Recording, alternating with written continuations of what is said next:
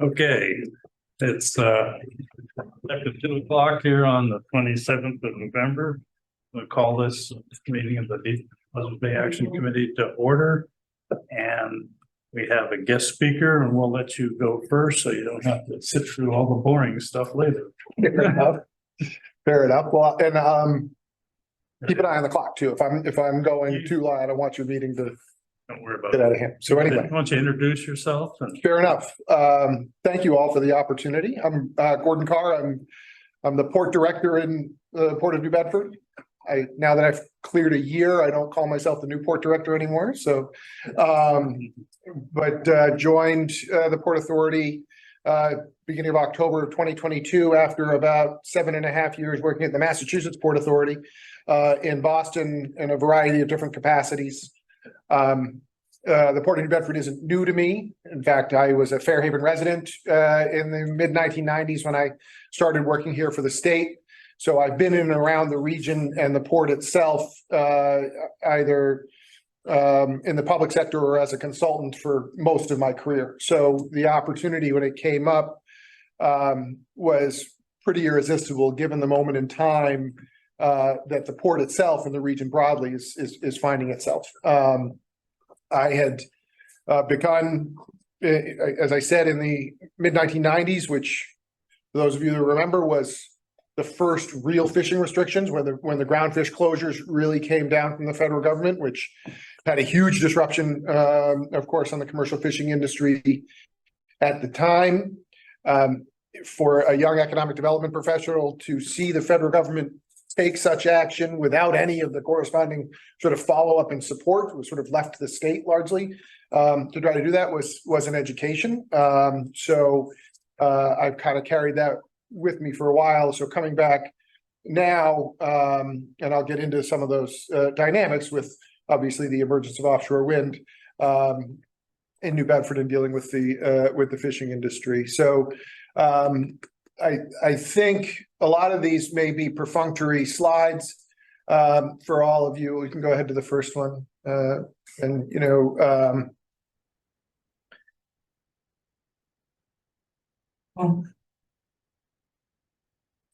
I could skip ahead. So this is all, I think, probably well known, but I think it's important table setting for all of us that, you know, the Port of New Bedford has been the #1 commercial fishing port in the United States for now coming up on 22 years in a row. It's not even that close. The next largest one is probably a fifth the size of the Port of New Bedford. And, you know, as we say, between the 300 home ported vessels and then anywhere from 100 to 150 vessels from everywhere from North Carolina, Virginia, New Jersey, the symphony of accents on our ports in any one summer afternoon is pretty extraordinary. When you go from New Jersey to North Carolina to Portuguese to, you know, the heavy Boston accents, it's runs the gambit. But it really is symbolic of why they're all coming here is because the port has all of the resources that a commercial fisherman would want. It's where they can sell their catch, where they get ice, where they can get fuel, where they can berth for a while at hotels, restaurants. We have all of those things that has been created this ecosystem over the last 40 or 50 years. And the processors on the shore side, where they are selling their catch, were also the largest processing facilities, set of facilities from a concentration perspective, really probably anywhere in the United States, but certainly the East Coast. Go to the next one. So you don't need the geography, right? This is the board, but this is an emphasis to understand all of those other things that are going on, right? Including on top of the 300 or 400 commercial fishing vessels, at any one point in the peak season, we've got 1,000 recreational vessels. So it's a very busy place already. And this is important context because sort of the focus is the biggest player in the on the scene right now is offshore wind. And so, you know, the point is sort of set the stage about what's already happening in this port when this new industry comes in. We still have cruise ships. There will be even more cruise ships coming next season. They come to the New Bedford State Pier. They're the smaller coastal cruise ships that the larger ones obviously can't fit through the hurricane barrier, which I'll get to in a bit. Just for sort of geography, I think you're probably familiar, the wide open space on the bottom, which is now no longer a wide open space. On the lower left-hand side is the New Bedford Marine Commerce Terminal. That was the terminal that the state built for a project called Cape Wind in the 2010 and 12 timeframe. We all know, I suspect, the saga of Cape Wind. But because the Patrick administration was so supportive of Cape Wind and they spent $130 million to build that facility, and you flash forward to 2018 and the federal government started getting into offshore wind leasing, you look around and the only purpose-built offshore wind facility in the United States is in New Bedford. So we had the geographic proximity to the lease areas south of Martha's Vineyard and the facility, the only facility that could be used for it. So that's how we got into the business. Now, in the intervening years, I think you probably are aware, the mayor of New Bedford and New Bedford leadership was pushing very aggressively for New Bedford to be in that epicenter of offshore wind. We'll go to the next one now. So these are just big fat numbers that we like to show. You're probably familiar with them, but the important thing here is that, and I'll touch on this a little bit in a couple of different areas. When the offshore wind industry in Europe started to take off, particularly in the ports in the UK, but also in Denmark, they were largely taking over ports that were in significant decline. Many of them had been coal import and export ports. So the poetry of going from such a dirty fuel to renewable energy was very cool. Ports like Grimsby had been thriving fishing ports, but were already in severe decline. So offshore wind, when it went into these ports in Europe, was the conquering hero. It was the new thing. It was celebrated. And there was vast open swaths of area for them to take over. And I repeat that because I want to dispel those of us here, but also the folks from Europe in that industry, that they're coming into a very different experience, particularly in the Port of New Bedford. It's already a busy place. It's already highly utilized.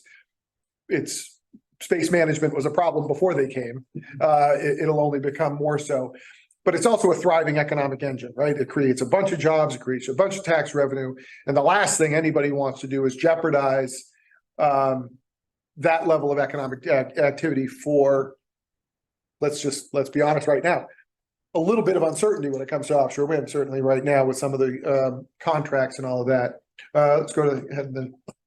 So yeah, let's get into offshore wind. So, as I said, from a proximity perspective, so all of the sort of oblong blue areas are the wind energy areas the federal government has leased to developers. I like to say the mayor of New Bedford made this slide, which is why the yellow star of New Bedford is so much larger than the blue star of New York City. But it also shows that proximity and that competitive advantage, which no one will ever beat, particularly for those areas south of Martha's Vineyard, right? Now, the other complicating thing for the areas off of New Jersey and New York, that area is known as the New York Bight. It happens to be the most lucrative scallop fishing grounds probably in the United States, if not the world. So the developments that will be coming in future phases down there are of great interest and frankly concern to us as well, to make sure that they're developed in a manner that minimizes as much as possible impacts on commercial fishing and scalloping in particular. We have, if you're interested, I'll get to Gulf of Maine at some point because that's just in the early stages of discussion. But we have all of the services that you could need. There are some terminals that are being built in New Jersey next to a nuclear power plant. They're building 200 acres of space that you can lay out all of the wind components and all of that kind of stuff. And you can do that for a couple $100 million, and it's just big open space like our terminal. What you can't do is create all of these things that you need in a port. You can't recreate the decades or centuries, I guess, of maritime experience and all of the short side services and the workforce. So we feel like we're really competitively positioned for this industry for the long term, both on the construction and then what's known as the operations and maintenance phase down the road. Okay, let's go next. So the first project, Vineyard Wind 1, they call their tagline is Forever First, because it'll be the first offshore wind facility in the United States. 62 14 megawatt turbines. I think that adds up to 800 megawatts roughly, which is medium size, I would say, compared to some of the other developments that are being proposed.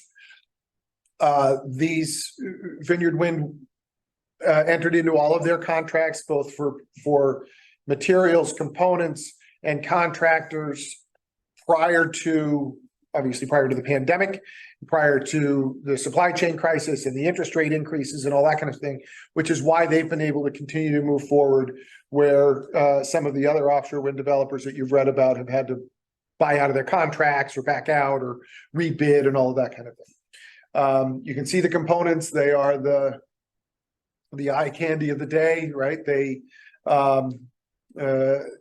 It is every bit as big as you think when you get up there. Let's go to the next one, and I'll talk a little bit about that. So the image that you see on the right-hand side was September 6th. That was the first deployment of offshore wind components out of a U.S. port. The hurricane barrier, as I think you may or may not know, is 150 feet wide. I was gonna say it's a tight fit. Yeah. The barge is 105 feet wide. And leading up until this day, there had been quite a bit of sort of talk. In the beginning, a lot of the offshore wind guys, the contractors, the tug operators were not casual, I don't think, but they were confident. Right now, we do this. We're tug guys. We know what we're doing. When the day got closer and closer, everybody got a little bit more tense, right? And I was on that boat right there, which I'll get to in a minute, which was the harbor master's vessel, to witness it. And it was a beautiful day. It was glassy calm, no wind. They went at slack tide. Everything was perfect, right? And it slid through, and it was great. And everybody sort of did a heavy sigh. And the harbor master turned to me and said, 123 more times, what could go wrong, right? Because they got to come and go, right? So we're cognizant of what that move is and what it means. But I just think it's such a striking pose to see that. So that is all of the components of a single installation. So the two tower pieces get stacked on top. You can't see on the other side of the blade is the big turbine, the nacelle that sits on top of the tower, and then the blades. So there's one set of those. So that's 62 trips back and forth. I think ideally their plan was to be doing this a bit sooner than September, but they'll play catch up at some point, once it gets moving. So there's a large crane someplace that's gonna. Yes, so offshore, there's an installation vessel that has spuds, posts that stick into the ocean bottom and lift the vessel out of the water, which is a sight, to say the least, and has the crane there that installs all of them. So this is the first time that they've done this. Is in the industry, it's referred to as a feeder barge system. So all the components come into the terminal in New Bedford and then go out on this barge feeding the construction vessel offshore. It's the first time that deployment's been done, let alone something that has to squeeze through the hurricane barrier. So it has created an added degree of difficulty. Okay, let's go to the next one. So I guess sorry, I may have had these a little bit out of position, so I apologize, but I'll get to it. So the National Offshore Wind Institute, which is the first specific offshore wind training facility, is opening as we speak in New Bedford Harbor. It's a partnership with Maersk Training and Bristol Community College, because right now so much of the workforce is European. It's a European industry. But if we're going to get this right, and if we're going to do it for the long term, and we're going to get the economic benefits of this, we need to build that workforce in the US, and this is the first of what will likely be many offshore wind training facilities that has all kinds of features and attributes. Let's go to the next one. So, like I said, the New Bedford Marine Commerce Terminal built by the state for Cape Wind. Cape Wind was 3.1 megawatt turbines, blades that were maybe 70 feet long. Fast forward to 310 foot long blades and 14 megawatt turbines. It was perfectly sized for Cape Wind, and it is, as I say, quaint by comparison now for what's being done. So traditionally in Europe, they would get all the components, they lay them all out, and they pick them when they needed them and bring them out to construction. This is becoming a much more almost just-in-time process, right? They got a bunch on here, then they're going to get them offshore, more will come on, and they will try to maximize the utilization of a relatively small footprint given the size of the components in order to operate it clearly. You can see the blades up top. If you haven't driven by, you should just take a run down MacArthur Drive, because when you get up close, they really are something. In an earlier presentation, I don't have it in here, but I superimposed the barge that the blades go out on at the base of Gillette Stadium. And it actually reaches into the stands on all four sides because it's 400 feet long and 105. Just to give a sense of scale about what this thing is, you could technically probably play a football game on the deck of the barge. Patriots could probably do it on half of the deck of the barge these days, given how much. So a couple of things that we've done on the port in preparation for this. When I was first getting briefed about a year ago on what these vessels were going to be coming into the harbor, and I said to the staff, I said, well, how many vessel movements do we have, on a daily or weekly basis now in the harbor, right, with all of these different users? And the answer was we don't have any idea, right? We haven't needed to, right? It was a ballet that just worked, the fishermen, and I said, well, that has to change given, what's happening here.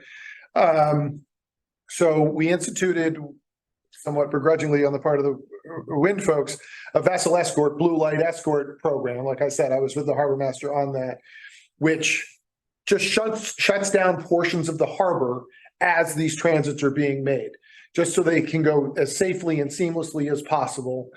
You don't want somebody trying to sneak through the hurricane barrier just ahead of that heavy lift vessel once it's lined up, right?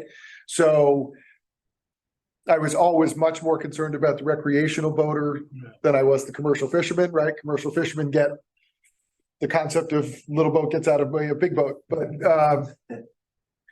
as I've joked, I've been a recreational boater my whole life, so I've seen the vast risk tolerance of different recreational captains, right? So we wanted to make sure that it was done as safely as possible. So the escort policy was step one.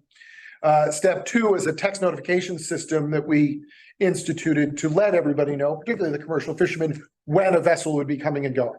So the day before, they find out through a text message that they sign up for, and it says at 08:30, the vessel's going to be transiting the barrier, and then by 09:30 or 10 o'clock, it'll be at the Marine Commerce Terminal, because they go all the way up to basically by the state pier, the turning base, and spin around and then basically back down to where that terminal is. And the point there is just, if the fisherman was getting ready to leave, either he leaves a little early or has a cup of coffee and waits for it to go. But it's just that knowledge and that kind of communications flow to make sure everybody understands what's happening and to make it as safe as possible. And then the third piece is a vessel management system, which we received a grant from the Mass Clean Energy Center for a couple of different things, but it will allow us to upgrade right now we have 18 camera locations throughout the port. Those will all be upgraded to AI enabled camera systems so we can track vessel movements through the harbor. So I'll be able to answer that question that I asked a year ago. How many vessel movements do we have? Where do they go? And get that pattern so we can start making sure everybody understands how this is going to work, because for better or worse, we're just a different place than we were prior to this industry. And to make sure it's as safe as possible, we just want to make sure that communication is clear. You have any problem with the draft of these? We're fine on draft. Ooh, look at that graphic. My goodness. I didn't know if I did that. Yeah, the federal channel is deep enough. It's one of those things where the barrier becomes the constraining issue, right? For a vessel that would have a draft problem, it would have a width problem first, right? Before it could even get in. But there has been dredging done at the Marine Commerce Terminal. In fact, we have a big dredging project that I'll get to in a second that we're working on more at berths rather than the actual channel. We continue to poke the Army Corps about when they might do some maintenance dredging in the navigation in federal channel. But right now that's not necessarily certain certainly for these vessels. Let's go to the next one. You've seen pictures of boat ships going through the Panama Canal. Right? Yeah, they're just, yeah, right. This is the thing, right? So pilots get good at that, right? And they will get good at this too. Because eventually they're not allowed to go at night right now, for example. The Army Corps won't let them go at night. And, you know, we were having some internal conversations in the spring with the different players and the contractors, you know, and somebody made some comment like, well, what happens if we do hit the barrier going through, you know? And I said, don't hit the barrier, right? There can be, you know. Bring your checkbook. Yeah, well, and, you know, there aren't spare parts for it, right? So, and what that would mean from a port facility and operations perspective, what it would mean for kind of Fairhaven, for example, if the barriers couldn't close during peak tides or storms or what have you. So one of the things we're talking about right now is do a little scenario planning, right? Just worst case, you know, if there is an elision of some kind, however minor, you know, what do we do then? And the other thing that I'm going to be doing, probably over the winter time when a lot of the vessel movements slow down just because of the weather, is talk to the pilots, talk to the tug operators, and say, okay, what else could we do to make those transits smoother and safer? Are there any features or additions that we can install that would help that, right? And because there are lessons learned as we go throughout this entire process, and I see my job as convincing the next developer that they can operate seamlessly and successfully and profitably out of the Port of New Bedford, right? And that there's no drama. We figured this stuff out. We thought these things through. So port modernization, let's go to the next one. I won't read all of this, I promise. It's more of an illustrative example of projects that one way or the other, in most cases, have been triggered either by or in support of the arrival of offshore wind. These are infrastructure projects that will benefit the entire port. But it is this moment of time where there's more public and private money being invested in the Port of New Bedford than in my lifetime probably combined, right? In the aggregate. And we want to get this right and take full advantage of them. So I just want to touch on a couple of them, you know, highlight them going forward. Go ahead and we'll go to the next one. So this is the latest news. So this is Leonard's Wharf. If you're familiar with it, it's the southernmost of the commercial fishing wharves in New Bedford Harbor.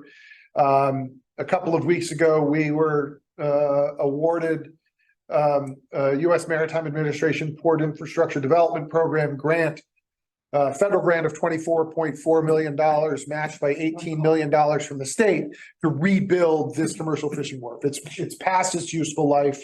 There are load restrictions on it.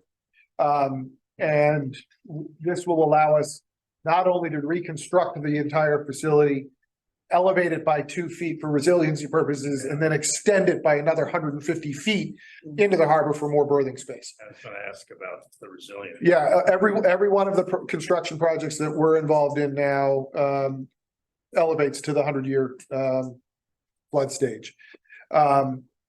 This is not only is it materially important because I didn't have $45 million to rebuild it, but in amongst all of this maelstrom of offshore wind, we're investing in a critical commercial fishing asset, right? And it's an important sort of message to the commercial fishing industry on their importance to the port. So it was our third try. We had been rejected in the grant application process twice prior, but it's allowing us to upgrade a significant facility in the port. Let's go to the next one. So this is our dredging program that you may be familiar with. We have a large dredging program that will start in December or January. Sort of hard to see on this, but all of the light blue areas throughout the port will be dredged. That's a bunch of public berths and wharves, as well as a bunch of private, including those on the Fairhaven side. So this will dredge the contaminated material, allow them to do improvement dredging after the fact, and deposit it in the what's the CAD cell, the confined aquatic disposal cell, under the SCR process. And where is that? the CAD cell is right up here. And so all the contaminated material and all of these sites will go in there and then get capped. So the CAD cell, does that ring a bell to you, that term?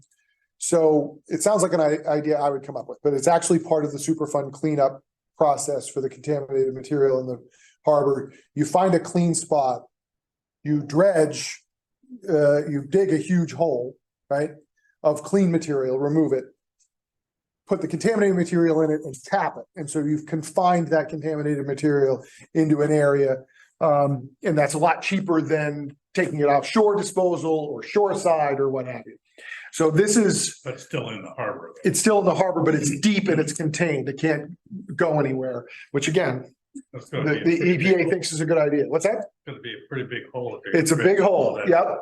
But we got a state grant that's funding 80% of this. So all those private folks, including some residential folks in Fairhaven, would never be able to dredge their properties because the disposal costs of the contaminated material would be off the charts. And here they're doing it for 20 cents on the dollar because of the state match. So we're very excited about it. It will improve vastly a whole range of waterfront facilities on both sides of the harbor. Let's go to the next one then. And then I'll hurry through. So the SCR process, does that ring a bell to you at all? I'm just, given your worlds, I figured I would do a little deep dive on it. So as part of that federal EPA cleanup of the PCBs, there's an element that if you're doing a project that helps that advance that cleanup, you have a vastly expedited permitting process because you are enhancing the remedy such as it is for the project. So let's go to the next one and I'll explain. Again, I have them out of order. I apologize. But so the New Bedford Foss Marine Terminal is the old power plant site. Everybody, I was sure, was familiar with it. It lay vacant for 40 years. So long that when I was working for the state as a young man, I oversaw the feasibility study to turn it into the aquarium. Do you remember the oceanarium idea? But back in the 1990s, it was going to turn the power plant. It was a feasibility study to turn it into an aquarium. Mm-hmm. Which, breaking news, not feasible. But so it sat on the shelf. But that was, it was going to be a casino. It was going to be all kinds of things. But it's been nothing until offshore wind came along. And that's a private development and private investment of a number that I can only estimate. But it's the proof of concept on all the other investment that's being made by the state and the federal government that we're having a site that was long vacant, get reused and reactivated. So the plant's gonna be removed, I take it? It's gone. Yep. It's gone. Yep. I got to watch it bit by bit because my office is across the street. So every time I would come in the morning, I would see another chunk taken out. I did a time lapse for my son. It's all cleared. Yep. So North Terminal is a project the Port Authority is building. This was the before. this area here, this is a facility that the federal government has turned over. This will be the after. So we're literally filling the harbor. To build cellular cofferdams along here and then backfilling the harbor to create an entirely new terminal. Gonna put dredge spoils in there. The clean fill from the construction of the CAD cell is going in there, which is the only way we've been able to do it, because who else is gonna let you fill the ocean, right? From a permitting perspective. But because it enhances that cleanup, it's allowed us to do that. So we're, it's a double bottom line thing, and that may be used for commercial fishing. It may be used for offshore wind. We'll see when it's time for us to deploy it to market, what that means. But that's an example of that SER process and the beneficial reuse of the CAD cell construction. We'll run through a couple more and then get to questions. So this is just to the north of that, the Revere Copper site, which you had probably heard about. Again, for 40 years, it was, what are we going to do with the Revere Copper site? It's now being largely demolished to make way for a new shipyard and marine terminal to support both commercial fishing and offshore wind. That's the Quinn family in New Bedford, longtime scallop family that is diversifying and taking advantage of this new market to redevelop and reconstruct a long dilapidated industrial site. So this is sort of the example of the modernization that we're seeing, right? It's a moment in time where all this stuff now, happiness problem, right? Because it's all happening at once, right? So, because of this level of activity and this level of interest, we're just trying to take as much advantage of this as possible in the modernization of the port. So this is my last slide. These are sort of our headlines. My mission at the port is to preserve what we have, to promote the Port of New Bedford. We are introducing New Bedford to vast markets and populations around the world that have no preconceived notions or prior judgments of what New Bedford is or was. I was in the UK a couple of weeks ago for an offshore wind conference and toured some of the ports there that are, as I was saying, what we might look like when we grow up. You know, there's are fully established ports, but they all know New Bedford, right? Like it's a great opportunity for us to introduce it to new investors, to show you can make a buck here, that we're a reliable bet. There's huge opportunities on other marine innovation and marine industries.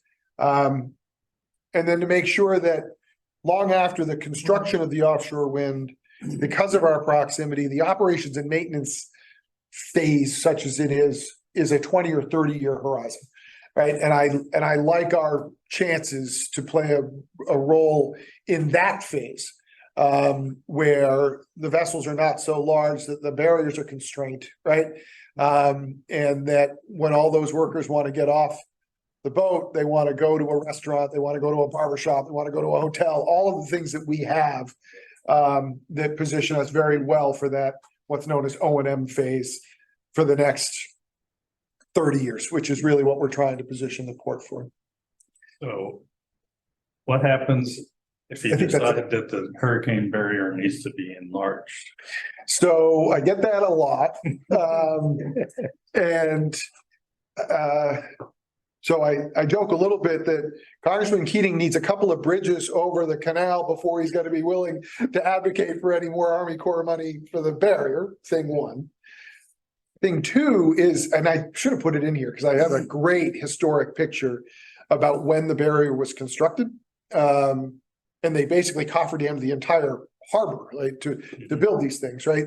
And that's instructive because we would be shutting down the harbor basically for a very long time in order to expand it.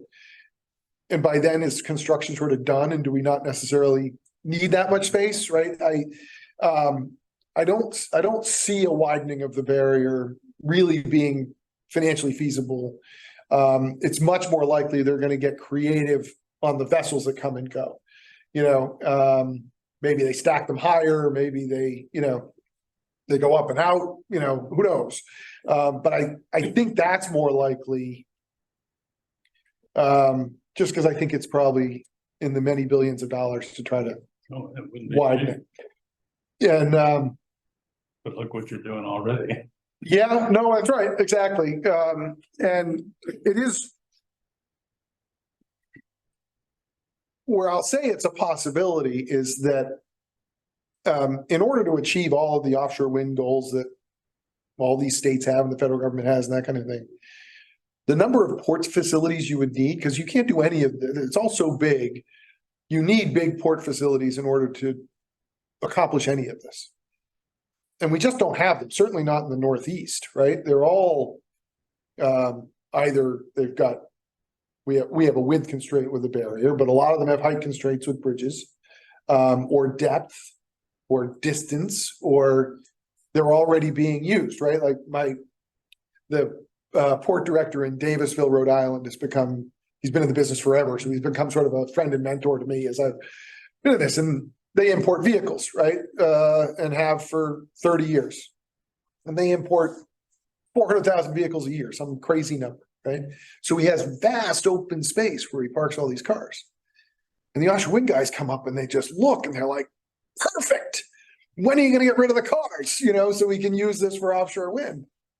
He's like, I'm never getting rid of the cars. I make $8 a car or whatever that number is. And so all of the ports right now are already being used. They're already active. So we may be in the construction business longer than I thought we might be originally. And so that would speak to the possible widening or at least some sort of reconfiguration of the barrier. So You got two bridges down there too. that's right. Yeah. Well, and then that's right. And then so now you have the issue of the New Bedford Fairhaven Bridge, right? Which we get. Yeah. We have a question. Oh yeah, great. Who's? Good, great presentation. I had two questions. Yeah. First, I think it was about 15 years ago, we spent a lot of time with the city trying to get a bilge oil facility built to handle bilge oil and waste oil in the harbor. And unfortunately, that project failed, and the city ended up developing a system of trucks to pump out the boats. And oil spills had been a big issue. How big of an issue are mystery oil sheens still? And do you need to do anything more to address this problem? Yeah, so definitely still an issue. And I'm a believer, particularly on that the perfect can't be the enemy of the good. We need to make some improvements, right? It's an industrial port. Stuff's going to happen. Even small discharges create big sheens. So it can be a little bit distorting, I think.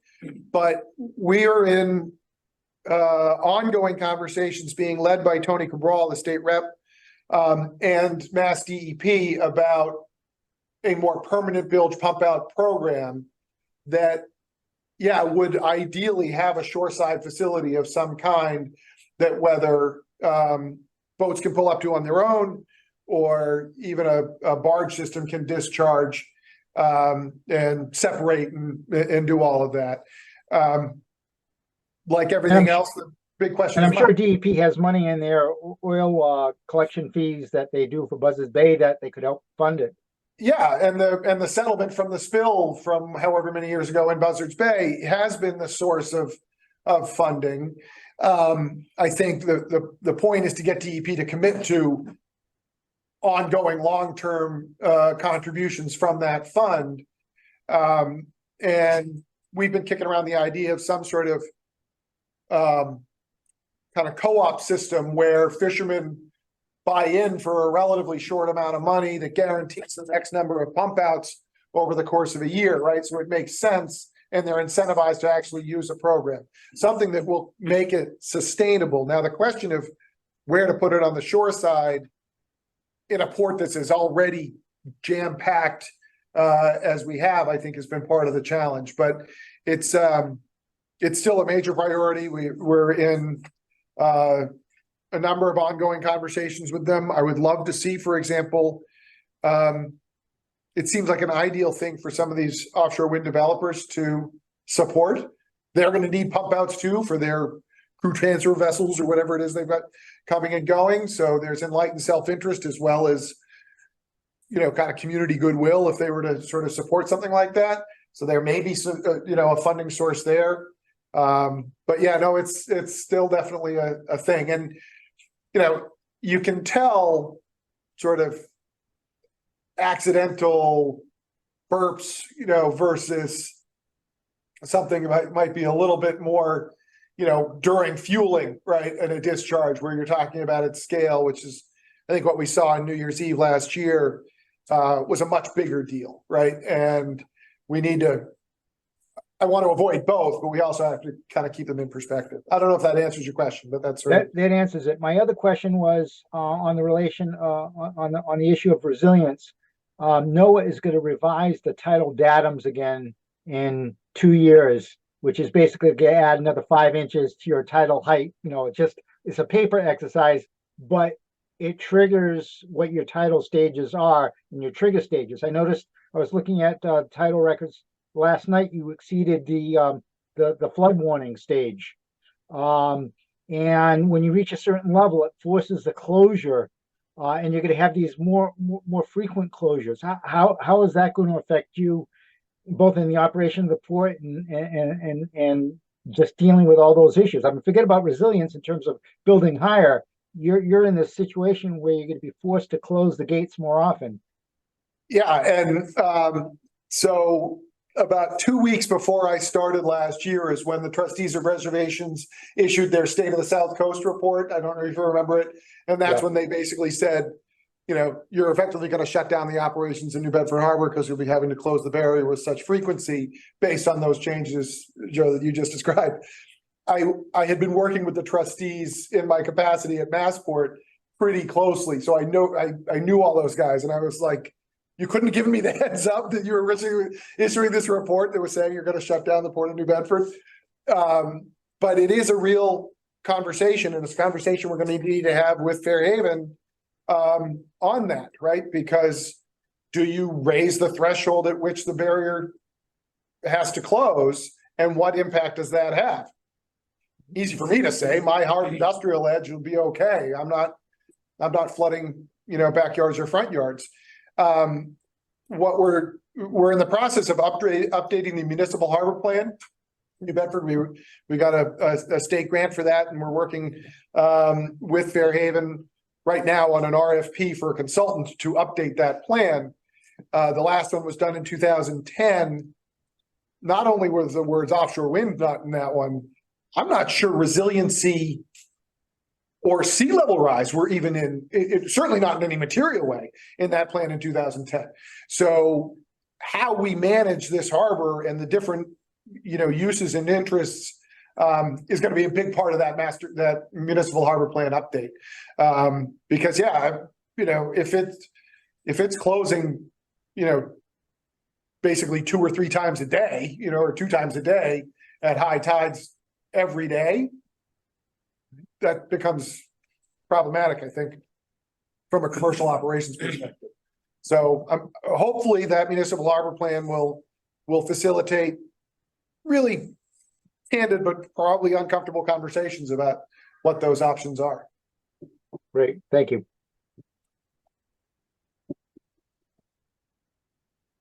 Anybody else? Anybody else? Or you wanted to add how?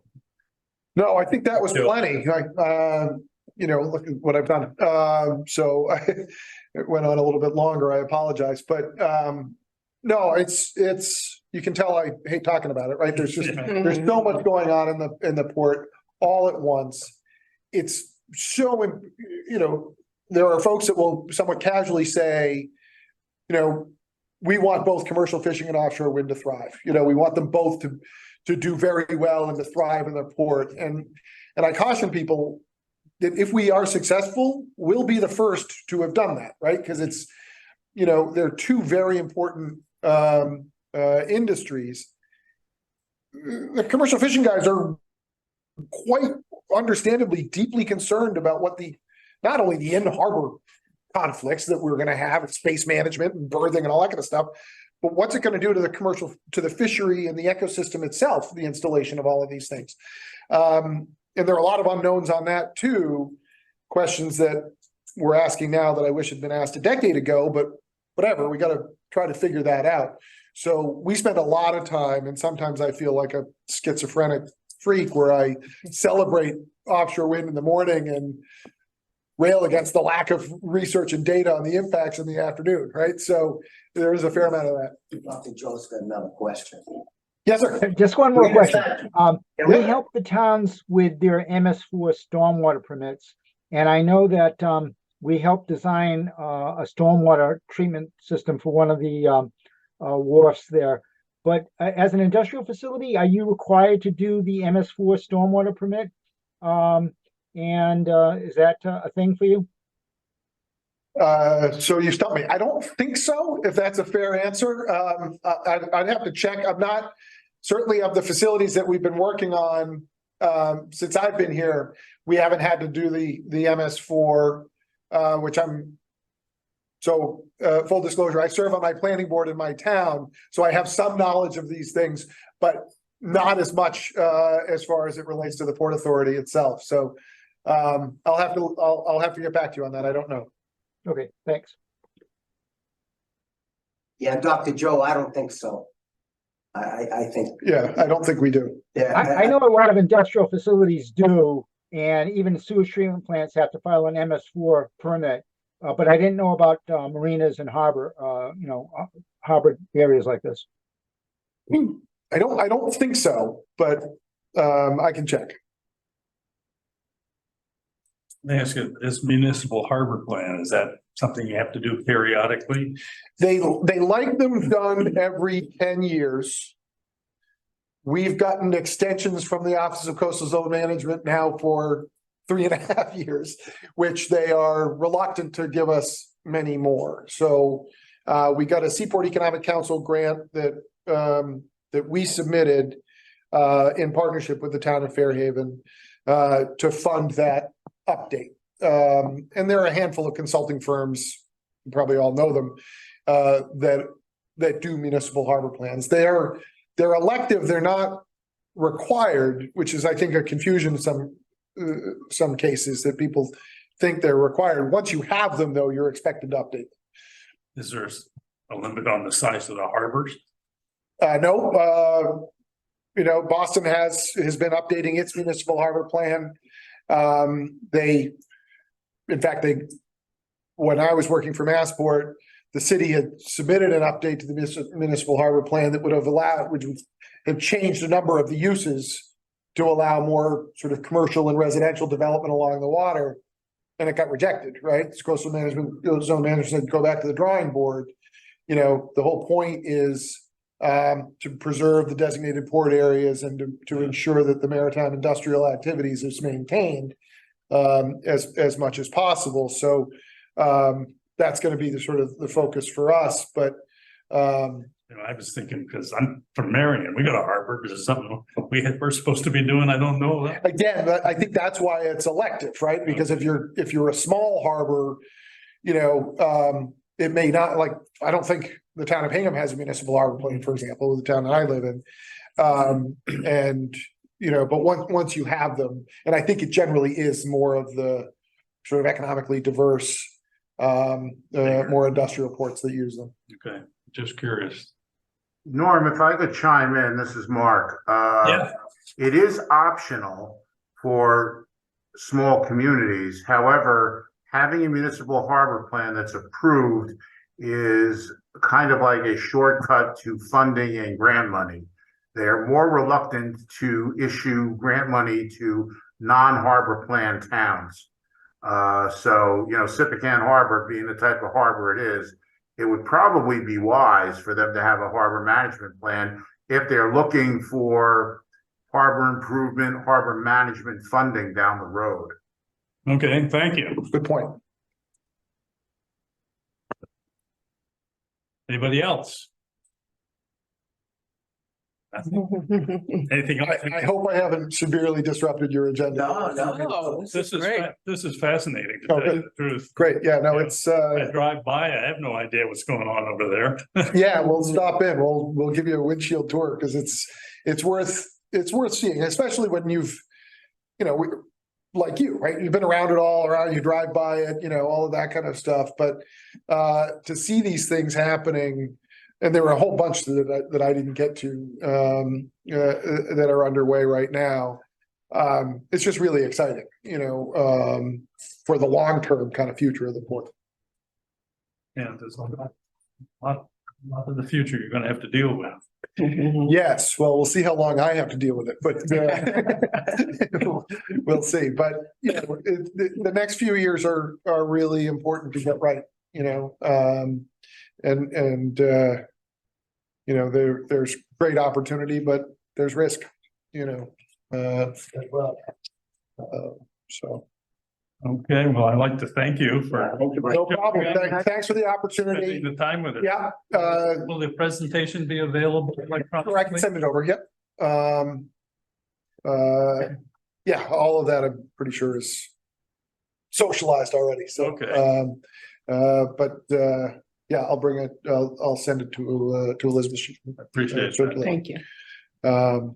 And any questions, you know how to find me. My email's now on the circulation, so don't hesitate to just drop a question in an email or anything else that comes up after the fact. Thank you very much. All righty. Thank you. Carry on. Thank you for your time. You bet. Thank you. Grab you, Can I thanks. just tuck this up? Yeah.